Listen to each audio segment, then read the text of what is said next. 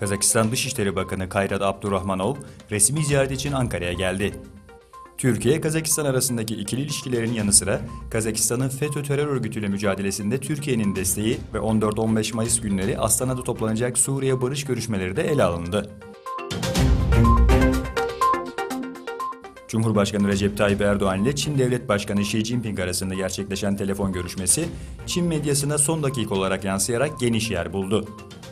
Xi, görüşmede Çin'in kuşak ve yol girişimiyle Türkiye'nin Orta Koridor girişimi arasında bağın güçlendirilmesinin de önemine işaret etti. Almanya Başbakanı Angela Merkel, Fransa Cumhurbaşkanı Emmanuel Macron, Avrupa Birliği'ndeki son gelişmeleri değerlendirmek üzere Berlin'de bir araya geldi. Euro para birimini kullanan ülkelerde yapılması öngörülen reformun yol haritası, görüşmenin ana gündem maddesiydi. Ulusal Havacılık ve Uzay Dairesi NASA, Güneş sistemi dışındaki yaşanabilir gezegenleri aramak için tasarlanan uzay aracı TESI yörüngesini fırlattı. Suudi Arabistan'da 35 yıl aradan sonra ilk kez bir sinema salonu açıldı. Riyad'da Hollywood yapımı Kara Panter filminin galasına hükümet yetkilileri, diplomatik temsilciler ve sinema dünyasından isimler katıldı.